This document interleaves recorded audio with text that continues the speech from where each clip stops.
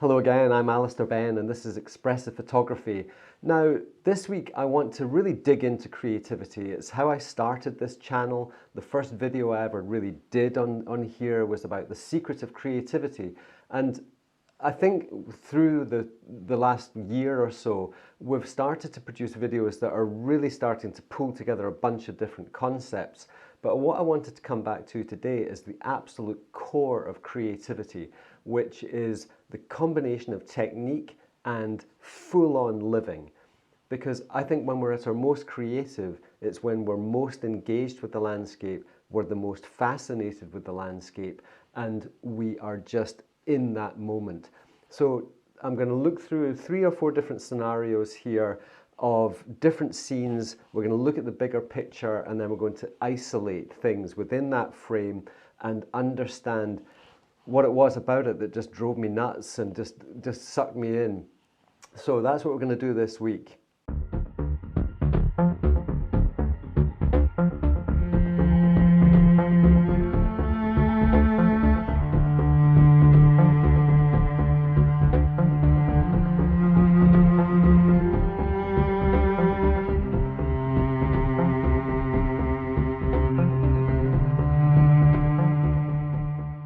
Before we get into this week's video though, I want to talk to you about my new black and white processing videos.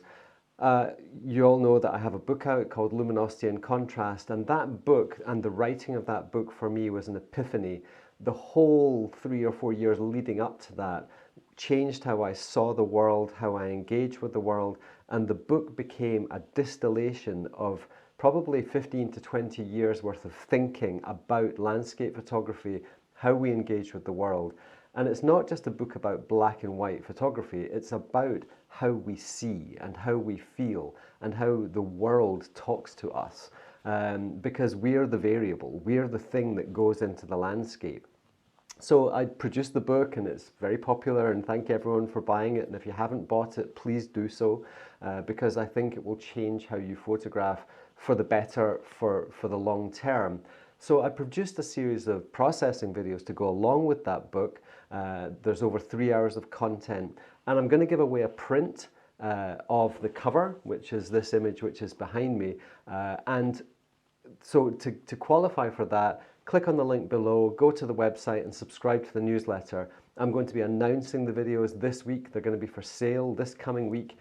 It's only £35 for over 3 hours of video, so I think it offers really good value, and it's a full course on how to process black and white images in Lightroom. So we're staying in the raw environment and we're using tools that really are difficult to replicate in other ways. So if you want to qualify for a free A3 print of the cover, maybe I'll be doing some other print giveaways and stuff in the next few weeks, click on the link, subscribe to the newsletter, and read all about what's coming up this coming week. Now, what you all tuned in for. It's very common with landscape photography to go into the landscape, get into the parking lot, walk out at a beautiful place, unlocking the legs of our tripod as we go, and standing there and photographing vistas. And there's many places in the world where the vistas are truly beautiful. However, they do tend to be quite popular, and we're rarely alone under those circumstances. And if we go to these places and the conditions aren't particularly conducive to big wide landscape photography, and if there's very little cloud, or it's not sunset light, or there's no auroras, or golden hour, or rainbows and unicorns and all of that type of stuff, we can go to places where the big broad scene isn't at its best, or it's suboptimal, as some would say. Now, I don't believe in suboptimal. I think the landscape is always at its optimal point, and it's we that are suboptimal. So I'd like to think that it's who we are when we go into the landscape has the most impact on the types of photographs we're going to make. So this is a classic example. It's on the west of Scotland. I'm not going to say where it is, but it's a very beautiful place. And on this particular day, it was calm and clear, and there was the autumn foliage was starting. But as a big broad scene, it doesn't really do too much for me. So as you start to zoom in, this is why I use my 80 to 400 all the time. It's probably the lens I shoot with the most. So my Nikon 80-400 on a D850, and it's a fantastic combination. A lot of my images from the Gobi are taken with that lens, and a huge amount of what I do in Scotland is taken with that lens. So once you zoom in to these areas, and I think what I will do is I'll just do a little processing as we go along through some of these scenes, because realistically, if we just increase contrast again, then those things come to life. It's all luminosity and contrast. This is why I go on about it in the book for 230 pages, is luminosity and contrast tell us where to look. And the highlights are the melody of the song. We will remember the highlights always. And the shadows are the base, and they are defining the shape and the structure of the image in this case. Image, song, they're the same. Now, I've taken this type of scene quite a few times before, but it was this that really intrigued me. As the light got worse, clouds came in, it got very grey and overcast, I started to get fascinated with the reflections of the trees and the water. And as you can see from this film, they were moving in this completely hypnotic way. And if you're looking through the back of your camera at this stuff, you've got this constant changing, fluid, dynamic landscape right in front of your face.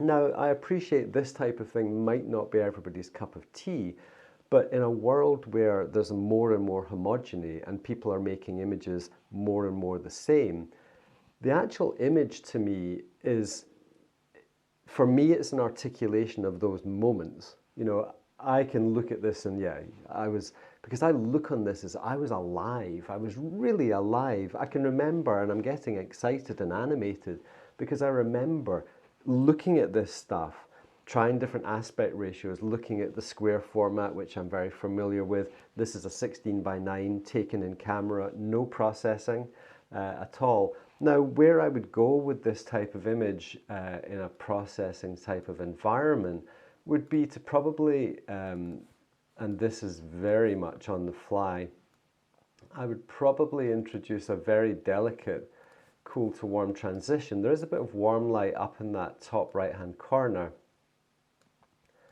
And just by teasing in a tiny, tiny gradient there, we've created this cooler to warmer transition. But it's the intricacy of complexity, but also it's the serendipity. Every time you press the shutter, you're not quite sure what you're going to get. There's a challenge to finding the correct shutter speed because there is no correct shutter speed. It's a matter of aesthetic preference. And this is what I'm trying to tell you today, or trying to get across today, is that it's in the living that the creativity comes. It's in the fascination with either the big picture or the small details. Whatever it is in the landscape that you find fascinating, that's where your creativity lies. Now, personally, for me, I like intimate scenes. Now, this is a very famous location. This is on the Isle of Skye, not processed at all. Again, this is just the raw file, so I'm not going to do too much to this, but you can see if I open up the shadows there, you can see it's a very recognizable place. We've all been there, or if you haven't, then you probably will. Now, I was there on a day where there was just storms coming through. There was just squalls of snow. I was with a really good friend of mine on a workshop. And, you know, it's such a recognizable place that it's very easy to shoot wide. And it's very easy to kind of get sucked into that big picture type of scenario. But what I felt is that these wider shots, they weren't capturing for me the atmosphere. There was too much. Because the wider you shoot, you've got to rationalize more content. Everything has to kind of talk to each other. You know, so you've got these bodies of water. The thing I've always disliked about this particular composition is this little lake, this little lochen, as we call them in Scotland, points kind of straight up into the frame. And I find it very static. So even though there's this sort of atmosphere and dynamics, the broader scene for me didn't really, it wasn't aesthetically pleasing. But by zooming in, I felt much, much happier at distilling this this scene down into something that was just, it's much more consolidated. I feel it captures the diversity of the weather, you know, from the bright sunny stuff and the snowy stuff. It's dynamic. We've still got these dynamic shapes. We've got lots of layers. We have warm to cool transitions. We've got contrast. We've got luminosity. We've got all the recipes that we need, and cutting it down into a square format gets rid of other stuff. If this was full frame, then we have the pointy mountain on the left and lots of cliff on the right-hand side. And this would be a much, much easier image to process, to bring out some degree of, and I'm just going to do this super quick just while I'm talking. It's going to be a lot easier in this photograph to bring out that kind of atmosphere and the feeling. And for me, this image is far more articulate at describing how I felt at that time. Because as you can see from the film, with the snow blowing around and it was freezing cold and incredibly windy, there was a whole bunch of wildness going on. But we have to remember that a photograph is a distillation of a moment that I had. Yeah, I was there. And when you give an image out into the world, it can't hope to deliver even a tiny percentage of what we felt in the field. So for me, these images are a distillation of our life. These are moments where I was truly alive and truly engaged and really feeling living. And the images are more aesthetic, harmonious. It's about communicating a feel, I suppose. But for me, the creative process is very much rooted in hardcore engagement with the world and a fascination with all of this stuff that's going on. This final scene is some pretty blocky shadows in there. This final scene is just a little cascade, an anonymous little river in the west of Scotland. And the actual waterfall itself is nothing. I mean, it only drops a metre, if that, less than 3 feet. And again, it's a type of scene that it's not that harmonious, you know, it's all a bit this and that, and it's finding places to stand is really awkward. It's very slippy rocks, and you know, it's just awkward to try and shoot it big. And this is the best I could do wide. This is a 24mm or something like that. Yeah, 24mm. So this is as good as I could do, and I had to do an awful lot of kind of exposure blending and working with luminosity to try and balance the light and things like that. And it's you know, it shows the place, but it's certainly not something I'm overly excited by. But what I did get fascinated in was the waterfall itself. And as you can see, this cascade is very small. It's maybe only that, I suppose. It's maybe 12, 15 inches. But I was totally fascinated by the ripples along the top and also the warm coloured rocks in the bottom. And I took a number of compositions with this, of course, in the square format, which I do tend to shoot an awful lot of the time. And finally, I think I kind of went for a 4x5 and ended up with this shot. And I'll show you the final photograph in a moment, but this was the kind of raw file that kind of led me in the direction of where I wanted to go. And I was just fascinated by these ripples, this sort of lightning bolt ripples, the beautiful luminous flow of the actual cascade itself, and then obviously the beautiful redness in these rocks underneath the surface, and the way these ribbons of light were kind of over the top of them. And the thing about things like this is that I was just mesmerized with the constant change of flowing water, of the serendipity of every time you press the shutter that something else comes out, you know, that you're different representations of flow. because this stuff is chaos. I mean, fluid dynamics is just chaos in motion all the time. And I just love how every time you press the shutter, there's something different. And that's not always the case in a big, broad landscape. You know, how many times have we all stood on a big landscape waiting for the light to develop? And you can be there for 2, 3, 4 hours, and it's this very gradual timeline of change where things are very slowly developing, and then you have those kind of optimal moments for maybe a minute or two where everything's clicking and it's fantastic and everyone's shouting and pushing buttons and getting all freaked out because they haven't got the right filter on. Whereas things like this, I think I was about an hour just playing around with this scene, but it was like a child. I was just absolutely fascinated by the flow and the sound as well.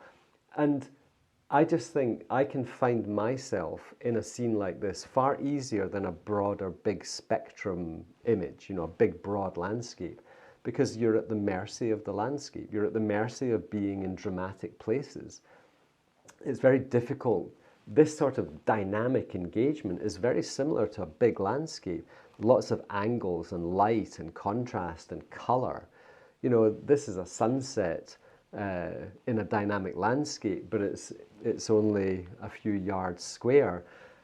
I think there's a lot to be said from engaging in this type of landscape, and I'm not saying you have to. I mean, if you want to go and shoot big landscapes, fine, but understand that if you're going to shoot big landscapes, you need to be at the right time of year, you need the right weather or the right astronomical conditions in terms of moon or auroras or Milky Ways, things like that. This, I could go there just about any day of the year.